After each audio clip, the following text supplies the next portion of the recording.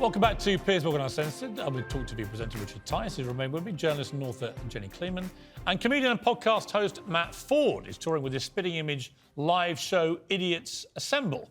One of those idiots, of course, is me. But I was thinking, right, if you're in Spitting Image, you've made it in life, he says desperately. We'll come to that in a little moment.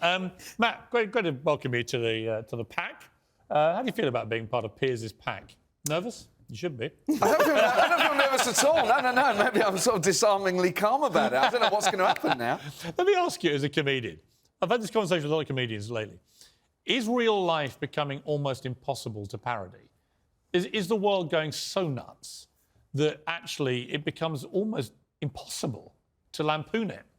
I don't think so. I can see how people think that, but purely from my point of view, working on shows like Spitting Image and impersonating people, I was doing political comedy at the time of Nick Clegg and Ed Miliband, where, you know, people would come to political comedy shows, but having Donald Trump and Boris Johnson and being able to impersonate them, Piers, I will never...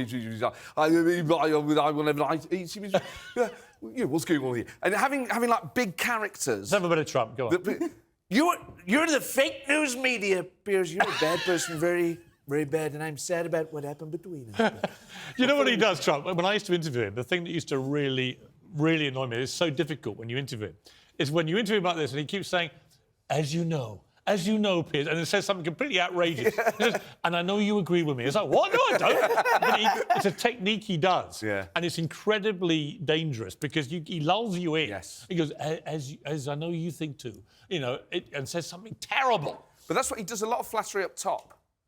Whenever he's anywhere. Yeah. It's great to be in France and Paris, which I think is still the capital of France, by the way. It's a great place. Well, he used to always introduce me as my champ, because I won Celebrity Apprentice.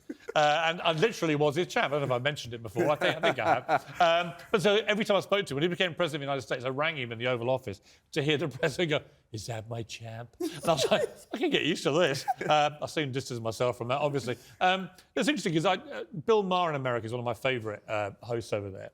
And he talks often about how the right used to be the rich material vein for left comedy, right? But now he said the left woke have become so nuts that he finds most of the funniest stuff is from lampooning the woke nonsense. Well, I always took the mick out of both sides. I never saw the sense in restricting myself to just dealing with the Tory party. If you look at what happened to the Labour Party in the last few years, plenty's gone on. I mean, and you can still also tease people that you would vote for.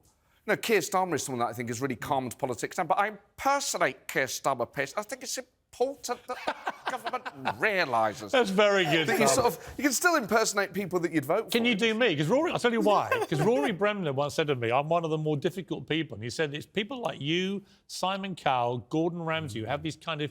They don't have much in their voices. Actually quite bland, non-accented voices. Do you have that problem? No one's ever described you as bland. No. I was horrified. But he made a point that they're actually more difficult to do the impersonation. Do you know, sometimes it's meeting the person. I've never impersonated you. Luke Kempner does you very well on the show.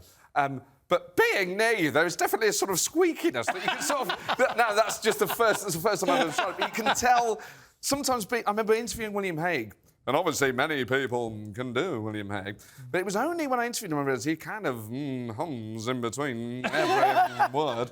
I thought sometimes it is just hearing that extra They used to detail. do me on Saturday Night Live in America. He used to have a guy come on and he used to go, I'm Piers Morgan. Who, what, where, why? And he kept doing it again and again. Who, what, where, when, why? And I was like, I don't say that, do I? You began to second date yourself.